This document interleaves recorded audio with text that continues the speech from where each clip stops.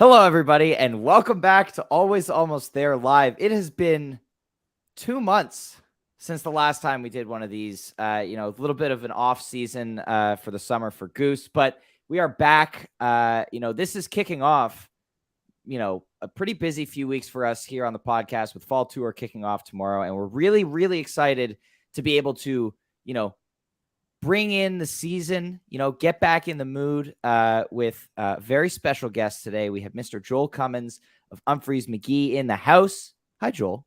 What's going on, everybody?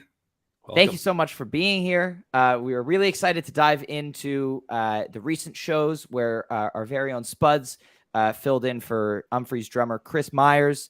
He did 6 shows with you guys over the last couple of weeks. I listened to all of them. They sounded amazing. Really cool to hear him fit into your sound. And so we're really excited to dive in and hear more about all of this from your perspective. I'm looking forward to talking about it. It was really, really cool to be able to, do this with Ben and to just, I don't know, get after creating something new together. He was way into it too. Awesome. Amazing. Hi, Neil and B. How are you guys doing? Doing good. Thanks for being on, Joel. And, well wishes to Kris also. Hope things are going well with this recovery. They are. Yeah. He had a successful surgery. We actually were able to have the surgeon who does Tommy John surgery and all that for the Chicago Cubs did it for him. So we had somebody who, was very, very well informed with rotator cuff issues, and he's at home healing, and I know he's out of his sling now, so he's pretty stoked about that. He can finally, he's left-handed, so he had to learn how to do things right-handed for the past month, which I really wish I could have been around him more to experience that and do a little poking fun at him. But we're happy it went well, obviously, and really just, I think, kind of over the moon about all the support that we've gotten from the community and all these, these people that Kris was like, oh, wow, like these people like really, really like me. And we're like, yeah, man, they got a lot of respect for you. So, yeah. So it was cool to see that too, not just for us, but also for him, because I mean, that guy just works his ass off every night behind the kit. And, we knew it was going to be really challenging to do stuff without him. And so we really had to go for the A-team to try to find somebody that can handle what he does. Awesome. Well, let's kick things off here. Before we get into the specific shows that just happened, let's go back, turn back the clock a little bit to the beginnings of kind of the Umphrey's Goose relationship. When did you first meet Ben? I know that there was a sit-in a couple of years ago, another show that Kris unfortunately had to miss. But take us back, when was the first time Goose flew across your radar? Yeah, so it was the I'm not sure if I can remember the name of this exactly, but it was Sewanee Park in Florida in April of 2021. So it was really going to be our first show back in front of people. And Kris had a side gig the week before and ended up getting COVID. So had the unfortunate experience of trying to figure out how to put together a set with 2 days before we were going in there. And so we looked at who was playing, and we saw the Goose guys were playing. So we reached out to Ben at that point, and he was down. I think he played Making Flippy Floppy with us that day. Yes. And that's one of those that's just such a fun cover to do. It's got to be in our like top 25 covers played all time, I would probably have about 700 or something that we've done at this point. But just super fun one. And we knew that Ben would be able to lock in and totally crush it. So that was cool. So we had him up for that and got to hang out with the rest of the band that day too, which was also pretty fun. Just whenever you get those backstage hangs, and in this case, making some new friends. So we were into that. And I think it was holidays of that year that Ben and Sam also came to that event. So we got to hang out with them a bunch at the end of the year too. But then the next thing that happened, I guess, take it all the way to 2023 And my friend Fred Torfey and his band Big Light have done a New Orleans show over Jazz Fest the past couple of years, and he called me up and was telling me about how they had another local band play with them last year. And he's like, do you know anybody who'd want to do it? And the whole time I'm thinking, it's me. I'm your guy. I'm your guy. And so Fred was actually the one. I told him I would do it, and I'm like, okay, I'll find a drummer. I'll find somebody who's probably local to play with. I've done a couple duo shows with Jason Hahn from String Cheese Incident as well. So kind of in the spirit of that. And like a week after that conversation, the Goose was headlining Days Between down in New Orleans came up, and our show was on Thursday and those shows were on Tuesday, Wednesday. And so Fred was actually the one who said to me, he's like, do you know Ben? You should ask him. And I was like, oh man, I don't know if he'd want to do it. I'm like, I might as well do it. Let's see if he's sticking around.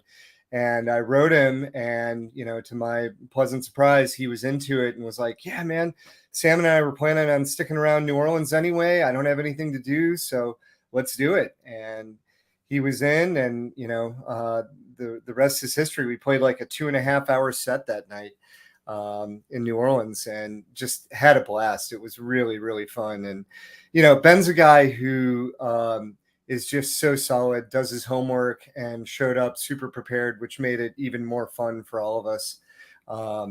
And, I feel like at the end of that night, we're hugging each other. Love you, man. I love you. This is fucking sweet. Let's do it again. Yeah. So it was a really special night. And I was super stoked that he was the one that ended up playing drums on that. Awesome. Very cool. And then Resonance, obviously, that was significant. We talked a lot about that one on our summer tour recap, which everyone can go listen to if they're so inclined.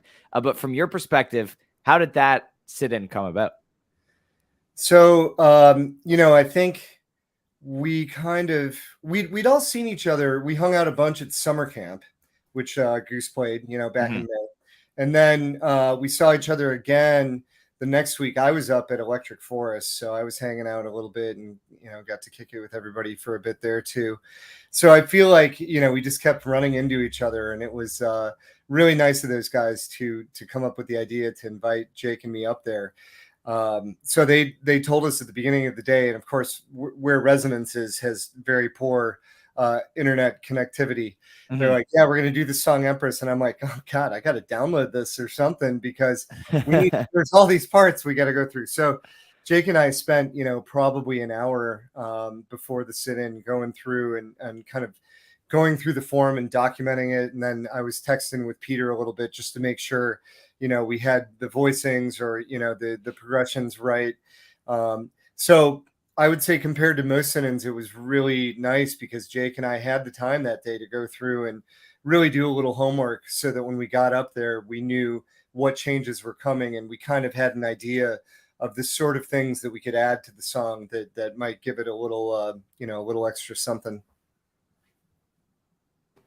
Yeah, and it did give it a lot of extra something. Oh, yeah. I mean, just such fire version. I love that version so much. I thought you guys did such a killer job. I mean, both of you added so much to that song. And in fact, when we were talking about it on the pod, I think one of my wishes was, man, I kind of really hope that, Rick and Peter kind of pick up on some of those fills and some of those nuances and things and add that in, because it sounded, it definitely didn't sound to anyone, I don't think, like you had just learned that song. I mean, just the stuff that was being thrown into it. I mean, it sounded amazing. You guys really crushed it.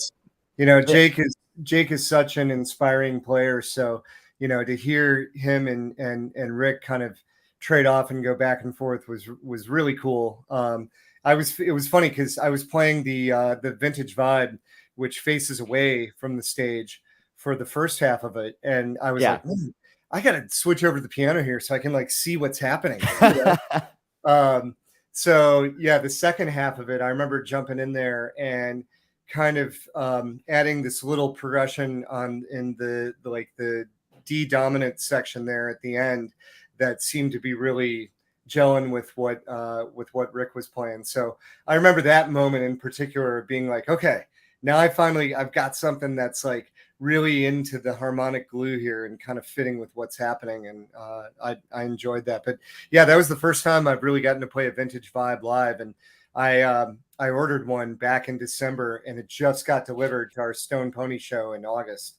So I've had it now for the past couple weekends of shows, but I was like, oh, I'm definitely sitting down and playing this thing. So yeah, I was stoked to get in there. And it's nice because that song has so many different sections with kind of different feels in them that it really does make sense to have some different tones going on. So that progression of going from the vibe over to the piano seemed to work pretty well as far as the section to section thing. Mm-hmm. And it was really cool because Peter doesn't play in a jazzy mode a lot of the time, and so getting you kind of throwing that in there gave a really cool different dimension to it. And it was funny, Neil and I, we were at Peach that weekend, and when the soundboards dropped, it was like the end of the last night, and so we were back in the hotel listening to the Empress for the first time, and we were saying like, man, like they must have decided this like a week ago. Like you and Jake sounded so well rehearsed for that. And then I asked you, and you were like, no, like we did that day. Yeah, well, I think part of being in an improvisational band, we've been together now for 25 years, and so your ear, if you work at it, it's like I can understand things now so much more quickly than I could even 10 or 15 years ago, and so it's just a constant sort of progression and continuing to learn and continuing to work on picking up on things more quickly, so that you can react live in the moment and do something cool, right? Yeah, and that language is obviously something when you mix a little bit of Umphrey's and Goose, we understand what each other are doing and kind of what we're trying to accomplish and how we're trying to get there. So yeah. I think there's inherently that sort of understanding right from the beginning, and that really helped those moments too. We had the framework of what we knew was going to happen, and then it was about filling in all the colors in between. Amazing. Yeah, and I think that moment really struck me when you were all playing there. Like Rick was beaming. Obviously, he really appreciates you and he appreciates Jake. And when they were kind of trading licks off at one point, it was something else. It's one of the best versions of that song that's been done all year. And, well, thank you. Yeah, I mean, absolutely killer.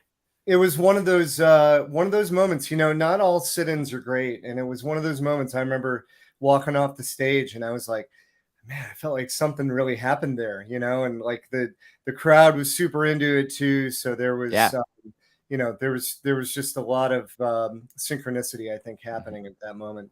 Yeah, and I think all three of us have it on our Jam of the Year list right now. But we could talk about this Empress for hours and hours, of course. But we're here to talk about Spuds playing with Umphreys over the last few weeks. So tell us about when you figured out that Kris was going to need this surgery, and when that you were going to need these other drummers to fill in. Like, how quickly were you like, let's call Ben?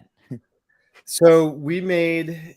The first thing we did was all of us just kind of racked our brains, and we made a huge spreadsheet with a list. And then we eventually kind of put people in order of like rank that we were going to ask them. But we had to have this huge spreadsheet because most of these people were out touring. Right. And so it was kind of a chess game of being like, okay, well, this person's available this weekend, but not this weekend. So we need somebody here. Let's check all their tour schedules and see who is not working this weekend. So, I mean, it was a pretty wild couple days of like just getting who our wish list was sorted. And I think, Ben was way up there. I obviously vouched for him and was like, I had a great experience with him, and he's come up and hung out with a bunch of the other guys in the band before too. So I think there was kind of a good comfort level as far as our personalities already. And then we looked at the Goose schedule and we're like, oh, they have off a bunch of this time. So he was. I think he and Dwayne were kind of the first people that we asked, and we felt so lucky that they were both like, yeah, whatever we can do to help Kris out, man, and help you guys out. So so that was kind of step one. And so from there, Brennan came up with this idea. He's like, we have this site called All Things Umphrey's, where you can search the entire database and, make lists, just like, I'm sure Goose has this sort of thing too, but, the fish database that people were used to using too, I feel like that's probably the biggest one out there. So I made a list of all of the songs and our most popular 50 originals that we've played for the past 3 months, so that they would get an idea of, here's what we've been playing the most, that, is probably, probably the most important stuff for us to learn. Immediately, there were a number of songs that we had to rule out because Kris has important vocal parts on them that Jake and I can't really cover while we're playing, Right. So there were a few things I've tried to pick up as much as I can. I've done a lot of the Kris background vocals on stuff, but there have just been a few songs where we said we couldn't do them, or it was like, let's try it without his part and see how it sounds, So I think that it was funny. We asked Ben, you're like, Ben, do you sing? And he's like, oh man, throw on a butter rum. Yeah, exactly. That's what he said. He's like, I get 2 words. That's great. But yeah, so he was like, yeah, I'm not your guy for singing. You guys got to handle that. So Ben's more of the happy birthday announcement guy. Yes. Go see Doughy Joey after the show. Nice.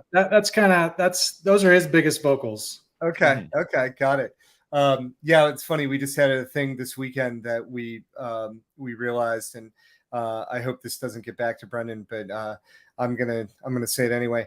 Bob, our monitor engineer, he's like, God, Brendan is just so bad at introducing guests. He's like, hey everybody, why don't you give a warm welcome for Ben? Like, say Ben from Goose, man. Like, tell people who it is. Hey, right. Everybody, give it up. Here's Claude Coleman. Wait.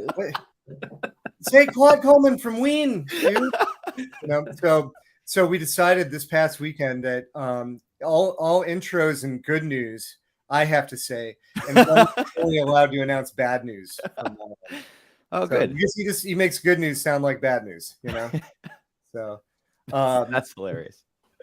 Yeah, but yeah, so we sent Ben. This was Brendan's idea. He's like, make a list of what are the 50 songs that we've played the most. Send it to him, and then he can kind of listen to them and pick from there.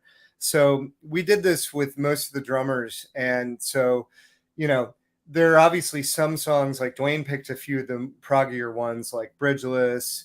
What else? I'm trying to think what else he did. I think he did Plunger too, but Ben picked Plunger, which is one of our harder tunes, and absolutely crushed it. Did such a great job with it. Yeah. But I think, bigger than anything, and this is what we told him, we're like, look, learn the parts and do what you can, and then we'll have another list of 25 of our songs that are on the easier side to learn, right? And we can kind of sprinkle those in, and then we can pick a couple covers for each night that we can do.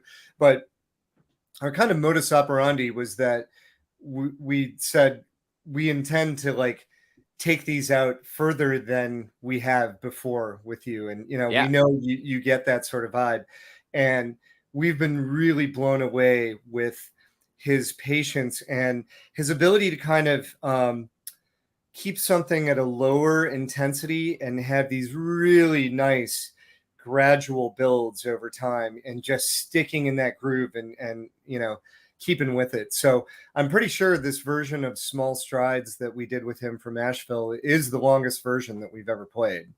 I think it was almost 20 minutes, maybe just under 20. And in particular, this night, I was just loving it up there. Brendan, we kind of hit back to the instrumental head section at the end, and then vocals come in, and Brendan kept just egging Ben and Jake on to like keep going. And so this last instrumental section, like the crowd is just going nuts, and it just doesn't end. It was one of those really fun live moments that I'll probably remember forever as being like for now the apex of this song. Yeah.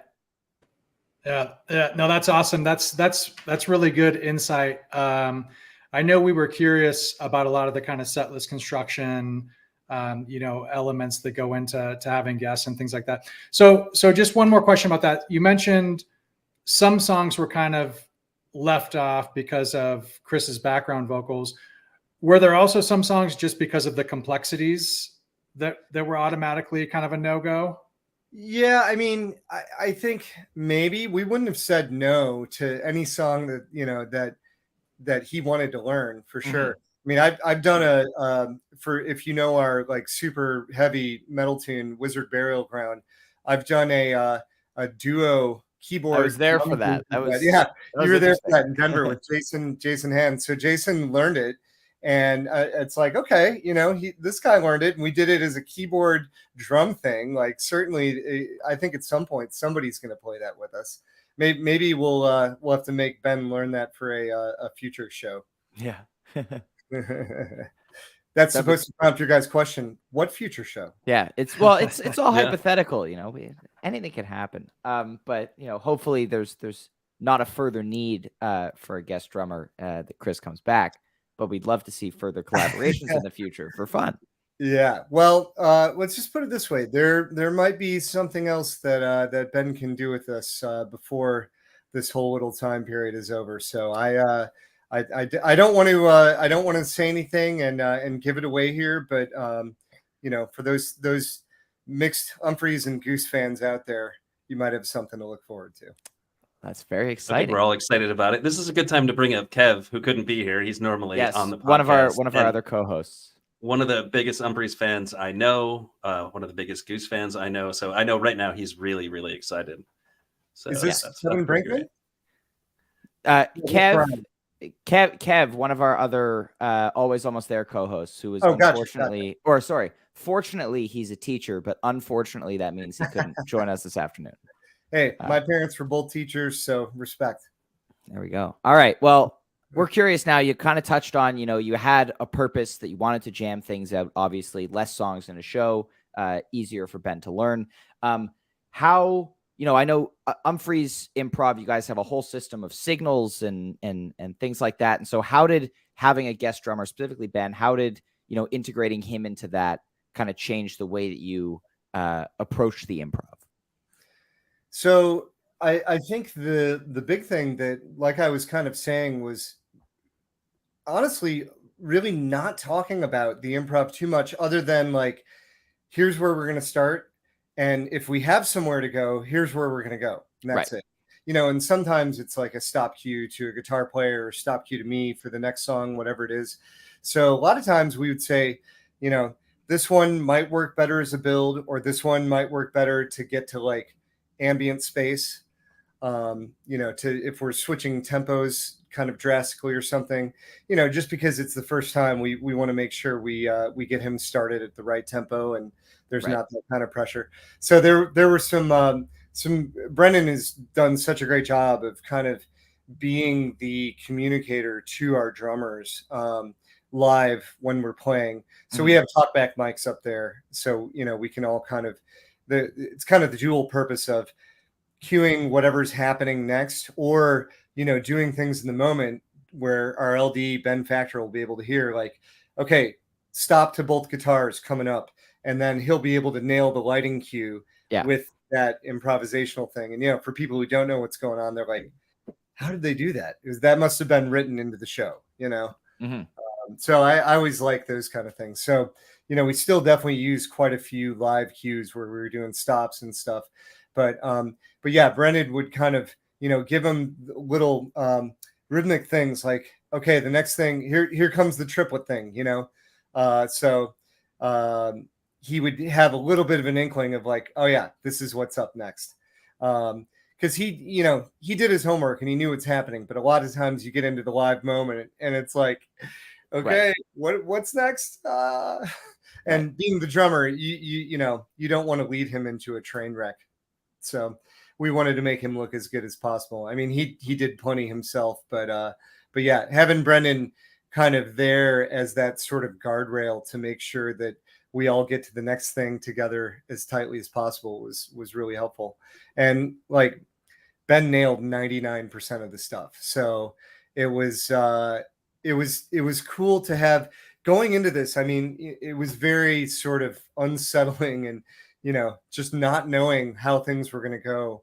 And so, you know, both with Dwayne and Ben, and now Jeremy Salkin as well too. He played one of the Miss shows with us last weekend, and Jason Bonham, of course.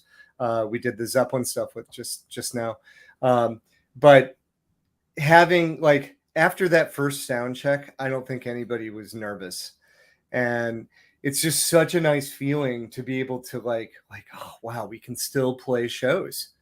Yeah, because you know after COVID nobody wants to be like, okay, well now we got to cancel 3 more months of shows, you know.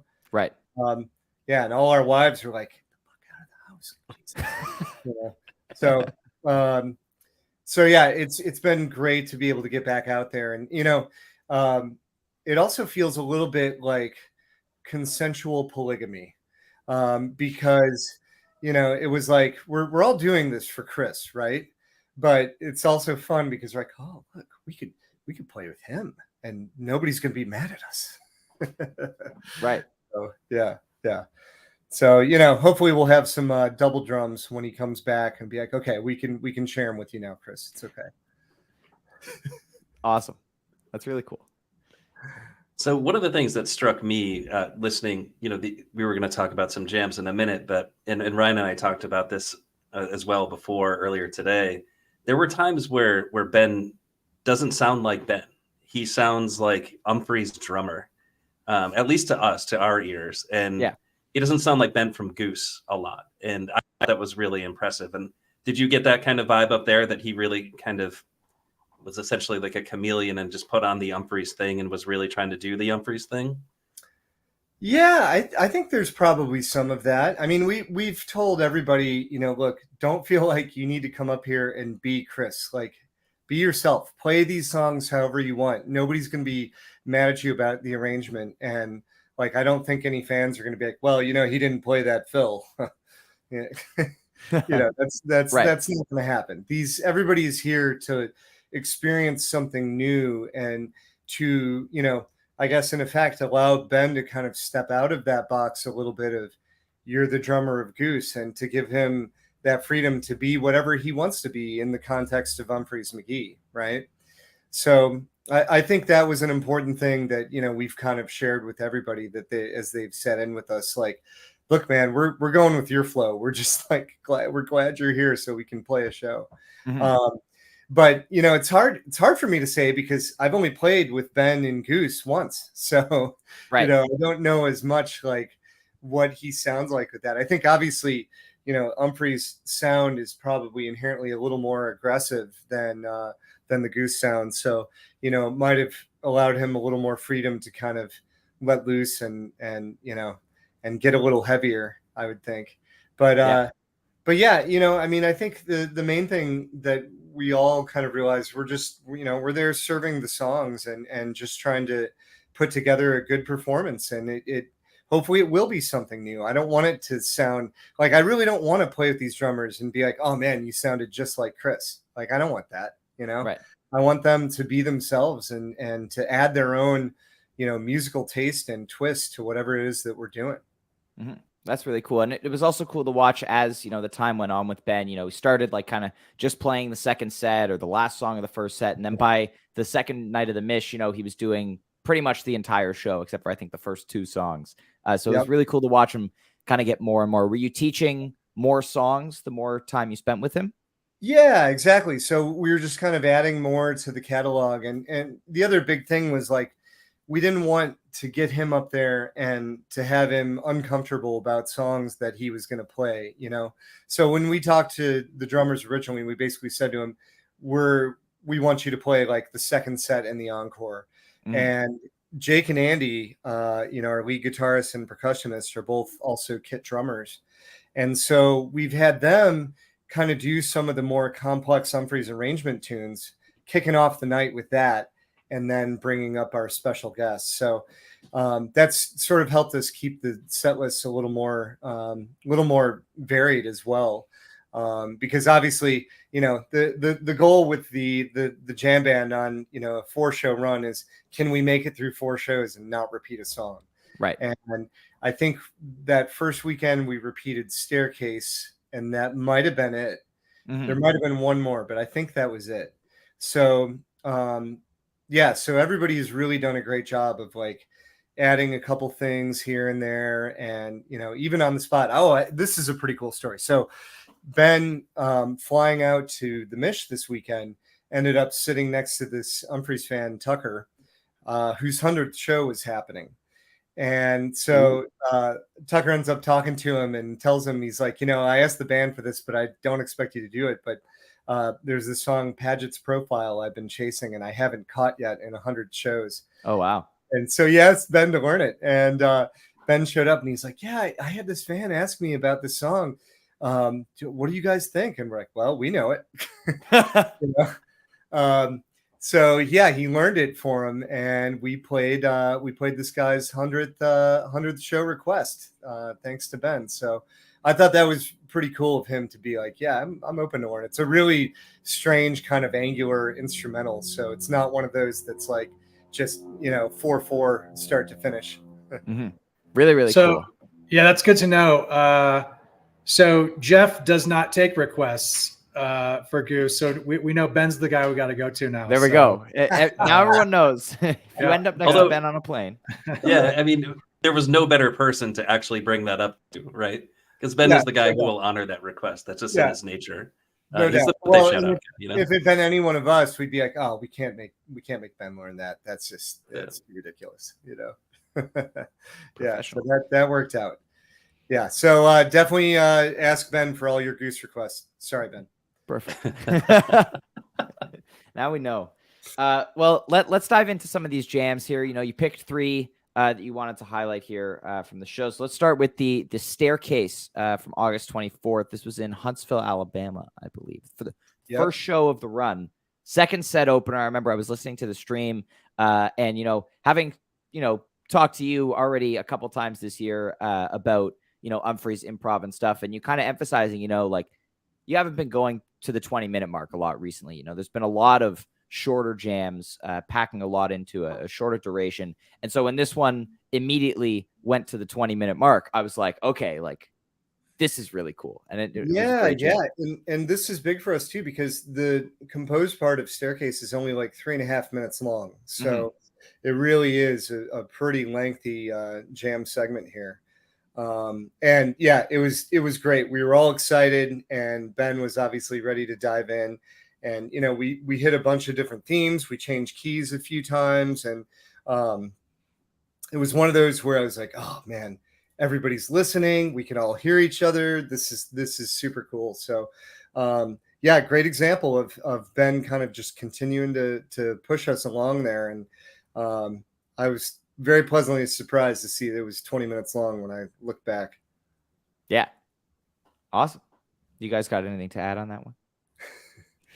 Well, I'd just say this is like pretty much our newest single that we put out earlier this year, and a really cool collaborative tune, mostly between Ryan and Brendan, and I added a couple things in a little bit later in the process, but it's been one that we've just really started to open up a little bit this summer. So to get Ben in there on that, and to make this one kind of the first big, groove dance improv party was really special for us.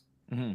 The point about it being recent is good, Neil. I know you had noticed that earlier among the 3 that you picked.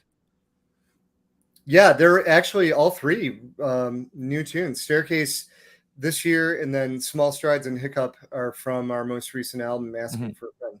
Well, let's talk about Small Strides here. This one is from Asheville Salvage Station on August 26th. Take us through, how did you feel about this one?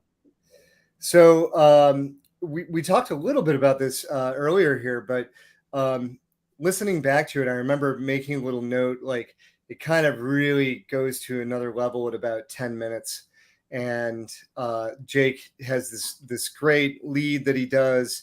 And this one I feel like has maybe like 3 different kind of sections that, you know, that build up and then break back down, and then we do a key change. And you know, I was very excited listening back my one contribution. We had kind of a 2-chord thing going back, and then I threw in the 4-chord, and then we end up building up this big progression using that, you know, 1 flat 7 4 thing. Mhm. Another one that Jake does, probably, I think that's at about the 14 or 15 minute mark. And then I believe we ended up staying. I mean, I'd love to see, like, you know, the Michael Hamad jam chart of this Right. one, because I think this one had multiple key changes and just felt really playful, and a very unusual way too of getting back to the Brute. And then, you know, as we were talking about that, this kind of slow bubbling build, and then it just that final groove just explodes. And, you know, I'll just never forget that moment looking out at the crowd and just seeing like everybody just losing their minds. It was awesome. So I think this Small Strides is probably my favorite thing that we did over the first 6 shows here. No, I'm super glad you Okay. said that, because we talked about this a bunch, Ryan and I. And so I made like a little playlist of these jams that we were talking about and listened to it a few times. And this is the one that like I just kept coming back to. It's a really cool jam. And I'm a sucker for like a multi-parter. And anytime you get like kind of big changes in a jam, like absolutely love it. And this one's really cool. It's dynamic, and it's got a lot of good stuff to check out. Mm-hmm. Yeah. Thank you. Yeah. Neil and I on the same page as usual. This is probably my favorite as well. And just, you know, I think what was really cool about this, and, you know, Joel, we talked about this a little bit before we came on the air, but, you know, I'm much more familiar with, you know, a lot of your older catalog. And so it was kind of cool to hear all these more recent shows and hear some of these songs that I hadn't heard before. But yeah, all 3 of these jams you picked out were so good. But yeah, I think this was also my favorite. Very cool. Very cool. And for a little extra credit, if somebody's looking, I had kind of a hard time picking out that this last one, Hiccup was the last one that I picked there. But the plunger that we just did from the encore of the last Mish was really fun. And Pure Saturation, I think from the Thursday of the Mish run, I really dug that too. And there were a couple other you know, nuggets in the Asheville and the Chattanooga shows that I was really getting into. But I think that would probably round out my top 5 from what we've done with Ben so far. Awesome. Well, yeah, you mentioned the Hiccup. Oh, yeah, go ahead. yeah. Sorry, I was just going to say, speaking of jam, so I was at the Pembroke Mash show at Soundcheck. Ryan and I were both there, and not Ben on drums that day. But I think one of the coolest things I've seen in a while was watching Jake on drums for Slacker. That was like amazing. I had no idea that he was capable of that. He I just wanted to point that out while we were talking about this. Yeah, he would be the star drummer in most bands. You know, I mean, he's that good behind the kit. And our writing process, when I get together with Jake, what we usually do is, you know, I'll try to come up with like a chord progression or riff, and he'll play drums to start. So we'll do all of the like, you know, demo tracking, trying to get through an arrangement that we've created with me on keys and him on drums. And then he'll go back and add bass and guitar after that. Right. So that's so cool. Yeah. So it's fun. I definitely remember mentioning this to him kind of early in these runs here. I'm like, Jake, man, this is like totally giving me studio vibes. I love Jake's pocket. He's got such a great pocket that makes it really easy to play to. He That's hits really the cool. drums really hard. I mean, that was the thing that struck me most in the moment. I was like, holy shit. Like, you know, this guy's not, you know, an everyday drummer, and he's hitting the drums that hard. I mean, I guess when you got like one song to start off the show, you just like go big. Yeah, just, like, you can just go guitar, for it. right? Exactly. There's no pacing yourself, right? Yeah. It was funny. We got into, I think it was Resolution, maybe. I mean, it was almost like a 20-minute version of Resolution with him on drums. From, it was, I'm not sure which run. I think it was earlier in the Ben stuff, so probably 2 weekends ago. But I couldn't believe it, and he just kept going in this one jam, and I'm like, oh my god, like I would not have made it half that long, you know. He's an incredible musician who's great at multiple instruments. That's awesome. Well, let's highlight our your third jam here that you picked here, which is the Hiccup from the Mish. You mentioned honorable mentions. I'd like to give a shout out to the Mish Attachments for being 20 minutes and my favorite song. But let's talk about this Hiccup here. Okay, so I picked this one because Jake actually reminded me of this after the show. He was like, "Oh yeah, we ended up coming up with this kind of cool theme," and I'm trying to think of what song it reminds me of right now.